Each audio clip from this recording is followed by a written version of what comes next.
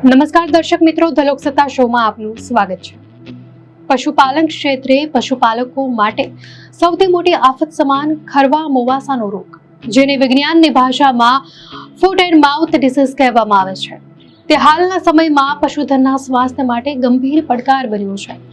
અગાઉ બીમારી મુખ્યત્વે શિયાળાના પ્રારંભે કે ઓક્ટોબરથી ફેબ્રુઆરીના ગાળામાં વધુ દેખાતી હતી, પરંતુ બદલાતી આબોહવાને કારણે હવે તે આખું વર્ષ પશુઓમાં જોવા મળે છે.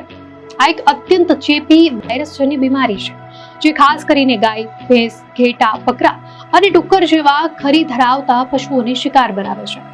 જ્યારે કોઈ પશુ આ વાયરસની ચપેટમાં આવે છે, ત્યારે તેને 104 થી 106 ડિગ્રી જેટલો આકરો તાવ આવે છે અને તેના મોઢામાંથી ચીકણી લાળની લાંબી દોરીઓ ટપકવા લાગે છે.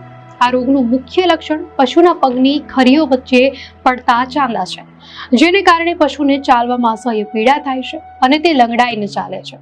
આ ઉપરાંત મોઢાની અંદર અને આંચળ પર પાણી ભરેલી ફોલ્લીઓ થાય છે, જે ફૂટ્યા બાદ પીડાદાયક જખમમાં ફેરવાય છે, જેના કારણે પશુ ખોરાક લેવાનું કે પાણી પીવાનું છોડી દે છે.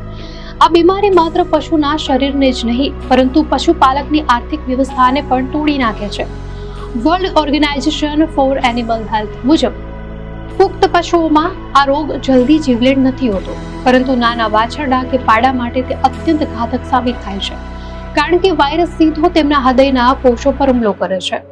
ભારતમાં પશુધન 1 કરોડ લોકોની આજીવિકાનો મુખ્ય સ્ત્રોત છે અને રાષ્ટ્રીય જીડીપીમાં પણ તેનો મહત્વનો ફાળો છે. ત્યારે આ રોગને કારણે દૂધ ઉત્પાદનમાં મોટો ઘટાડો, પશુઓમાં વંધ્યત્વ અને બળદની કાર્યક્ષમતામાં ઘટાડો જેવી ગંભીર સમસ્યાઓ સર્જાય છે.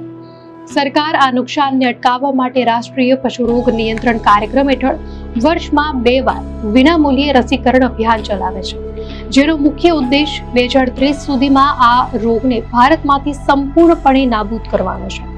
નિષ્ણાંતોના મતે રસીકરણ પૂર્વે પશુઓને કૃમિનાશક દવા આપવી જોઈએ, જેથી રસીની અસરકારકતા વધે.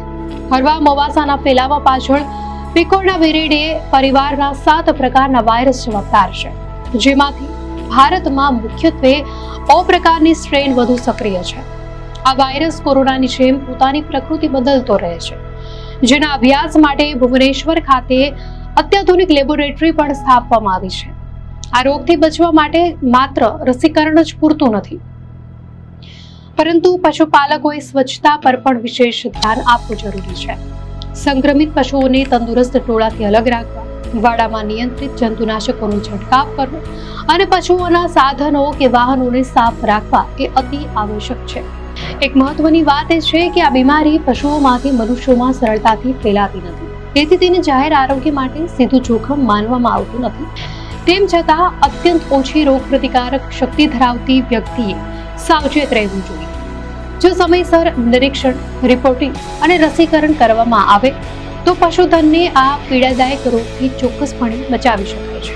દર્શક મિત્રો, આ માહિતી આપને કેવી લાગી? આપની પ્રતિક્રિયા અમને કોમેન્ટમાં ચોક્કસ જણાવશો. અને જો આપને આ વિડીયો સારો લાગ્યો હોય તો વિડીયોને લાઇક કરો અને ચેનલને સબસ્ક્રાઇબ કરો.